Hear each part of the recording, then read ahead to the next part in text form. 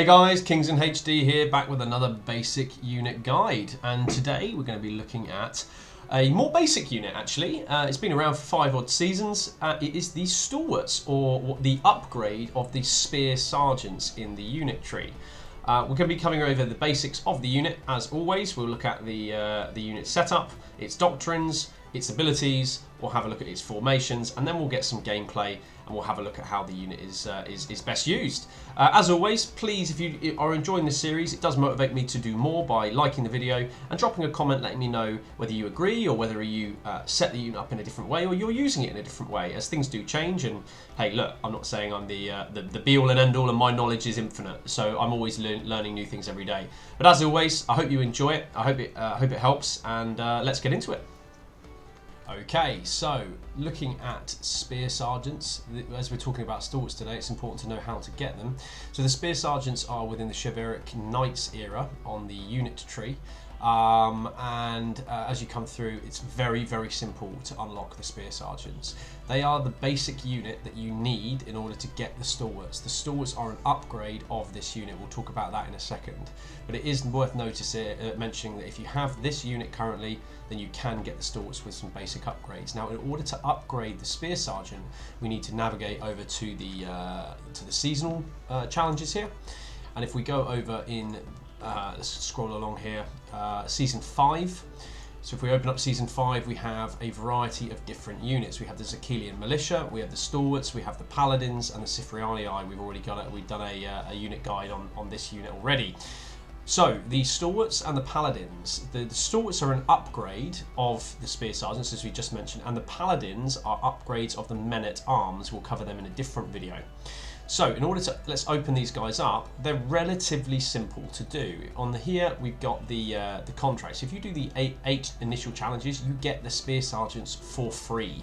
You don't even need to buy them with honor for just playing games and things. You can just unlock them straight up. Then we do another 8 and we get the Brace Doctrine, which we'll be talking about in a minute, and then we get the Stalwart's Oath. This, once unlocked, upgrades them from this unit to this unit, and we'll talk about what that means. And the final upgrade is the an additional epic doctrine there. So without further ado, let's jump into the barracks and let's find our Stalwarts. So here they are. Let's open up the Stalwarts here. And starting off with our typical leadership, 260. So 260 is a bit more than what a typical epic unit will have. A typical epic unit will have 240. This unit has 260. We've got 32 head count, 22 max level.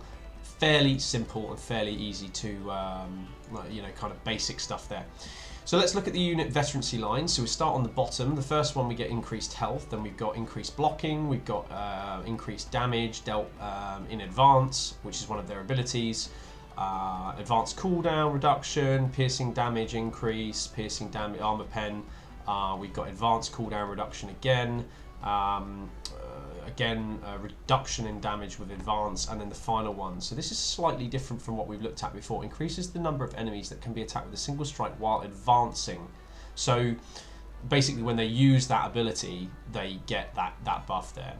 If we compare that to the top line, so we have an increase in damage dealt while in non-dispersed formation. So, you know, in layman's terms, keep them in formation and get an extra 5% damage. Each level increases the unit's health, and then we've got each level increases damage while in brace. So again, these two kind of go hand in hand. Now, the bottom one here is each level increases defense, and then we have increases the number of enemies each soldier can hit with a single strike. So if you compare the two, you either get that buff when you use one ability, or you just get this all of the time. So long reach is absolutely the pick here. And then above here, we've got the all defense increase. So if we compare the two, having two legendary or whatever you want to call them, kind of the end of the line, we just call them legendary veterancies. You get two legendary veterans instead of the one, which this one's situational. This is all the time. I think I'm not really gonna hear any argument that the bottom line is superior to the top line, because it just quite frankly isn't. So let's look at the stats. We've got 1100. Sorry, I get the words out today. We got 11,774 HP, strength of 32 men, As we go down, we've got a lot of piercing damage. Well, these guys do have spears, so we're not going to see too much slashing pen or slashing damage. I think the blunt damage is done from their shields on the advance. I don't know that for sure, but these guys don't really have any abilities that do blunt damage, so it must come from their shields on the advance. And then we have the piercing damage, which is okay. And then what we'll notice is we've got quite high piercing defense, slashing defense, and kind of average blunt defense. So finally, let's have a quick look at the the different traits here. So slower, but better protected, so they're heavy armor. This unit takes reduced damage from the front, and then we also have weak spot, which is the unit takes 20% more damage from the rear. We'll look at that in a second when we look at the abilities and the formations. Fire resistant, and then unafraid of death. This unit takes reduced damage when advancing on the enemy. So all this is kind of basic stuff. Two abilities here, which we'll have a look at in a second: brace and advance. Before we go into that, let's have a quick look at the doctrines here. So we've got a few different things to consider. Now, I'm not saying that my setup is the best, but it does me the best. You could swap out things for breakthrough. For example, you could use the advanced doctrine there as well, but I have mine set up for tank and frontlining. What that means is I've got the Epic Spear 1, Epic Spear 2 and Epic Spear 3 doctrines. What this does is increase block by 400, increase block by 250, and increase block recovery by 200, and then we have increased defense against slashing, piercing and blunt damage. Now at the bottom here we have got Epic Spear 4, which is reduction taken by 30 points, and then we have increased brace damage by 12 points. Now again, you could switch this out for something like the Assassination Doctrine. Not really sure that the Breakthrough Doctrine, not really sure the Assassination Doctrine is worthwhile on this unit, because they just don't do enough damage unless they're in brace, and you're a maul and you plonk a person straight into the middle of your stalwarts. So this is pretty much the standard. You could always go for an open ground, or more a siege doctrine for 100 extra damage in siege battles. I don't really think you're going to be using this unit in particular in anything other than siege. So with that said, let's have a look at the skill, the actual formations and the unit abilities. Okay, so here we are. Stalwarts in their circle formation. We have 3 different formations. If we press V there as well, we can put them into an attack formation, which looks pretty cool.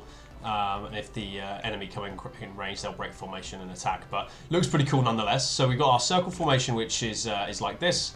Pretty standard, right? They put their shields up, they cover each other, and they cover a point in a circle formation. We have the line formation, which is also pretty standard stuff. Two lines, shields up and shields down, and then spears front and spears down.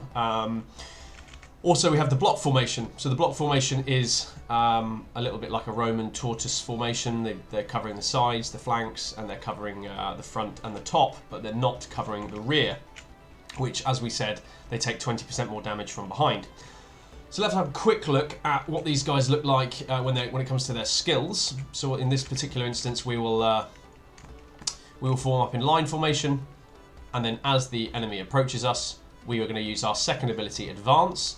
And what will happen is our unit will form together, they will put their shields together, and they will march towards the enemy. Now they'll take a reduction in damage, and then we'll press 1 and we brace them. And you can see where they are, they're getting double hits on every single enemy and dispatching the enemy pretty well. All in all, pretty good stuff. So one of the things I do want to show you with this is the unit, if it's facing behind. So the unit will not react in this formation. So if we're facing behind and an enemy comes in, they are completely weak, and if you watch down here, this is a grey unit or a blue unit, and you will start to see that even though they have high health, they will take a reduction in damage. So they are somewhat attacking backwards somehow. I'm not quite sure how that works, but the line in front, I'm not sure if that is supposed to happen. I've never seen that happen before, but normally they don't do that. Maybe it's just the block formation that they do it in, because they don't do it in this formation here. And the final thing I want to show you is the archers. So in this formation here, with the shields up, when the archers start firing, again, the whole purpose of these formations is to block any ranged attack So let's have a look at what these guys look like in an actual game and where we should be using this unit. Okay, so the first battle we have a siege tower push. We have a unit of Martellatori. We've got our stalwarts. We are going straight into brace. We're against, by the looks of it, some pike militia, so we should be able to deal with them no problem, but we do have some enemy heroes there. We've got some Conditories moving in. And as you notice, look at all of the numbers. Every time that we move our unit into the enemy, we're bracing, we're moving for a few steps, then we're bracing again. And the stalwarts are just pumping damage towards the front. Now remember, the unit has a high block to the front with all of our doctrines that we placed on them. They don't take a massive amount of frontal damage. So we're going to clear out the back here. Our advance is up. We're going to advance our unit, buff everyone's unit, and then we're going to charge right into the centre into some Iron Reapers, which is going to be quite damaging for us. But we are going to hold them up as much as we can. At this point, we've lost half our unit, but accrued 40 unit kills, and this time we're going to pull a treb right into the centre mass of the enemies while we're holding them with whatever we've got left. We've got a few stalwarts left, we've got some pike militia there, just doing as much damage as we possibly can. And in the end there, we've managed to do some quite good damage at 55 unit kills or so, and we've done our job as a frontliner. Again, same principle applies, and I will say throughout the course of these videos, our stalwarts will most of the time perish because we are right in the mix of the battle, right at the front.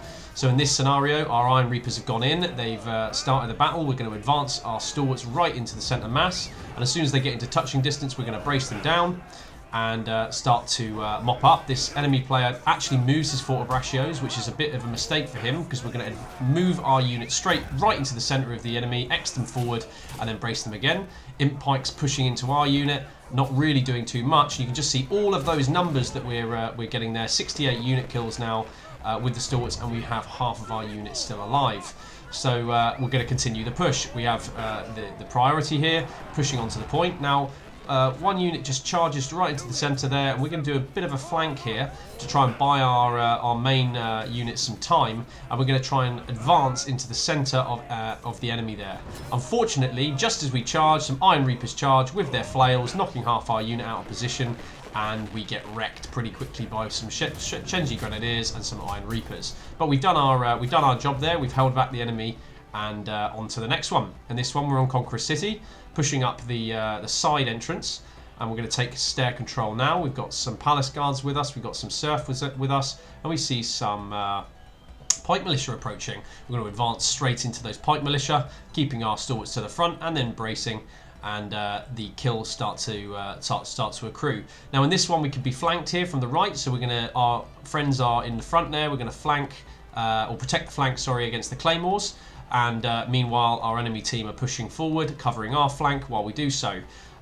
Continuing to remain in brace while the enemy are doing their full attack, and keep pushing them back, adopting line formation now, just covering off as many of them as we possibly can, and then we're going to plug the gap for our team while they try and deal with that, the enemy on our flank here or in front of us. Unfortunately, we just don't have enough, and we're going to have to pull our stalwarts out, and then we're going to see a big charge now from a large mass of enemies, and most of our friendly DPS units are dead. Iron Reapers enter the fight, pretty much destroy our stalwarts straight away.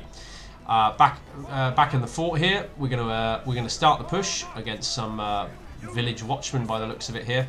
Adopting line formation, jumping into brace and dropping a treb right in front of our unit, but not in range.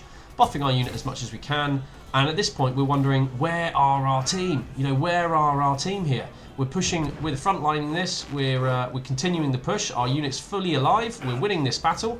We've managed to kill off quite a few, 51 units now, and you know, where are our team? And this is one of the biggest problems with playing frontline units, is that they are on their own, they will get dispatched pretty quickly. We're still winning the battle, you know, where are our team?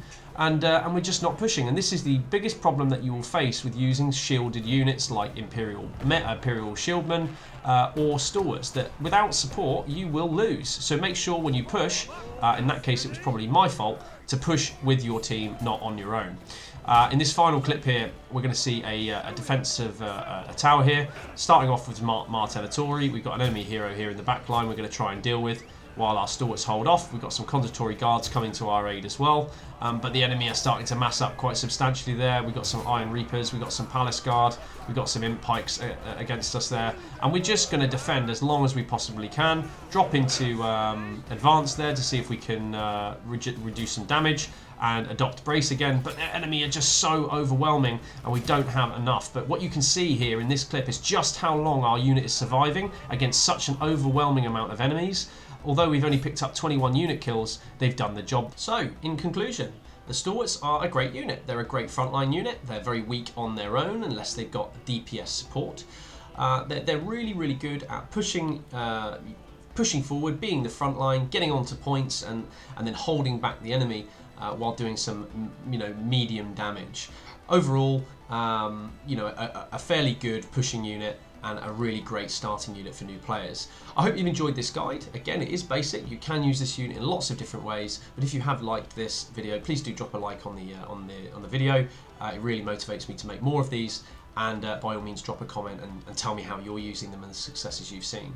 So as always, I've been KingzinHD, and we'll be coming up with a new unit guide video very, very soon. For now, though, thank you very much. See ya.